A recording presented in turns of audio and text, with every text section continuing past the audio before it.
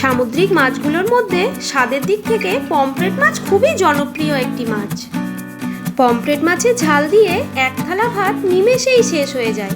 তবে কখনো কখনো স্বাদ বদল করতে বানিয়ে ফেলতে পারো দই পমফ্রেট।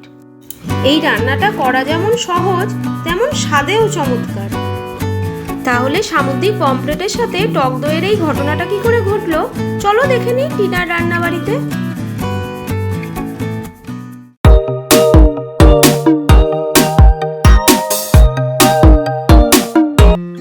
প্রথমেই মাছগুলোকে খুব ভালোভাবে ধুয়ে পরিষ্কার করে নিয়েছি। এবার এর মধ্যে 1 চামচ নুন আর 1 চামচ হলুদ দিয়ে দিলাম।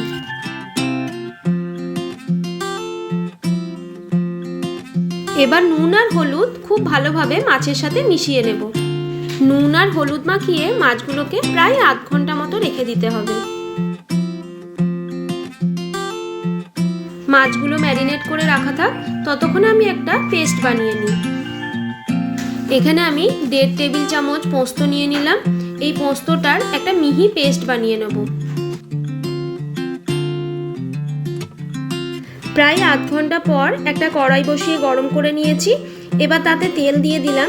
তেলটা দেওয়ার সঙ্গে সঙ্গেই গরম হয়ে গেছে, যেহেতু কড়াইটা গরম ছিল। এবার মাছগুলোকে একে একে তেলে দিয়ে দিলাম। খুব বেশি মাছগুলোকে ভাজবো না, একটু উল্টে পাল্টে হালকা করে ভেজে নিয়েই তুলে নেব।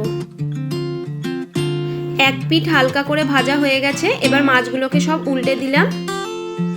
মাছগুলো এপিঠ ওপিঠ হালকা করে ভাজা হয়ে গেছে। এবার মাছগুলোকে সব তুলে নেব।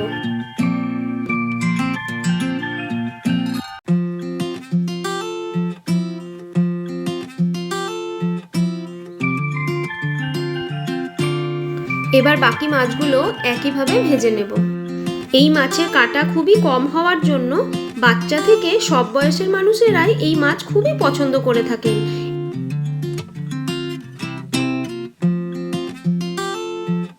মাছগুলো এপিঠ ওপিঠ হালকা করে ভাজা হয়ে গেছে। এবার এই মাছগুলোকে সব তুলে নেব।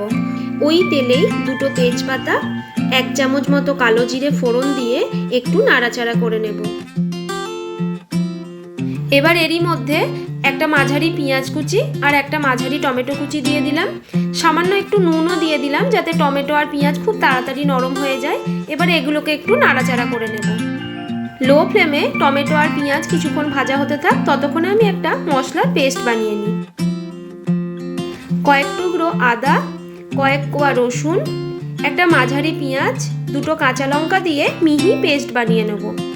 ওদিকে টমেটো আর পেঁয়াজও একটু হলেও নরম হয়ে গেছে।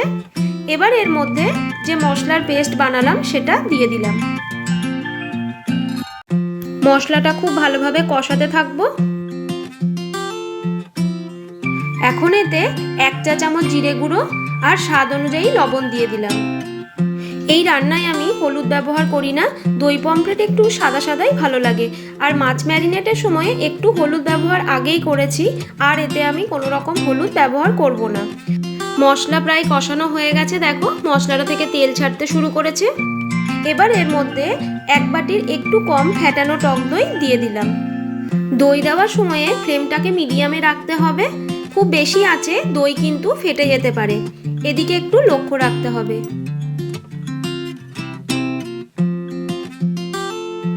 দইটাকে ভালোভাবে মশলার সাথে মিশিয়ে নিয়েছি। এবারে পোস্তর পেস্ট এর মধ্যে দিয়ে দিলাম। পোস্তর বাটি ধোয়া জলটাও দিয়ে দিলাম। এবার কিছুক্ষণ ধরে একটু নাড়াচাড়া করে নেব। ফ্লেমটা এখনও আমার মিডিয়ামেই আছে। এখন এতে 1/2 টেবিল চামচ চিনি অ্যাড করলাম টকের ব্যালেন্সের জন্য। এবারে প্রায় 1 গ্লাস মতো গরম জল দিয়ে দিলাম। দই পমফ্রেটের গ্রেভি খুব বেশি ঘনও হবে না, আবার খুব বেশি পাতলাও হবে না। জল দেওয়ার সময়ে এটা একটু খেয়াল রাখতে হবে। গ্রেভিটা একটু ফুটে উঠলেই ভেজে রাখা মাছগুলো সব এতে দিয়ে দেবো।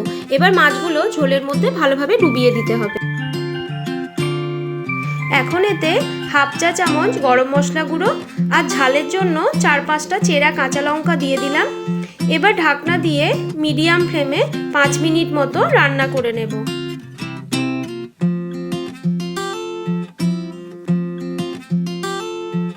5-7 মিনিট পর ঢাকনা খুলে দেখো ঝোলটা খুব সুন্দরভাবে ফুটে উঠেছে, তেলটাও ভালোভাবে ছেড়ে গেছে। এবার গ্যাসের ফ্লেমটাকে আমি অফ করে দেব। ঢাকনা দিয়ে আরও কিছুক্ষণ রেখে দেব। কিছুক্ষণ রাখার পর গ্রেভিটা দেখো কতটা ঘন হয়ে এসেছে, দেখতেও কিন্তু বেশ লোভনীয় হয়েছে। এরকম দই পমফ্রেট ভাত বা পোলাওয়ের সাথে সমানভাবে ভালো লাগে। এই রকম দই পমফ্রেট বিশেষ কোনো অনুষ্ঠান বা পারিবারিক জমায়েতে পরিবেশন করা যেতেই পারে। খাদ্যরসিক যে কোনো মানুষের কাছেই পমফ্রেট মাছ খুবই প্রিয়।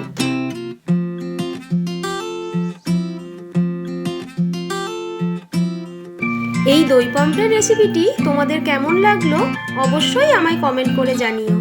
আর যদি ভালো লেগে থাকে তাহলে একটা লাইক করে দিও, আর নিত্য নতুন ভিডিও পেতে আমার চ্যানেলটাকে সাবস্ক্রাইব করে দিও। আবারও ফিরে আসবো নতুন কোনো এক রান্নার রেসিপি নিয়ে। ভিডিওটি শেষ পর্যন্ত দেখার জন্য সকলকে ধন্যবাদ।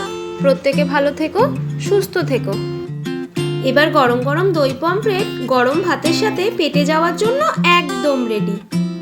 প্রত্যেককে শুভ ভোজন। টাটা।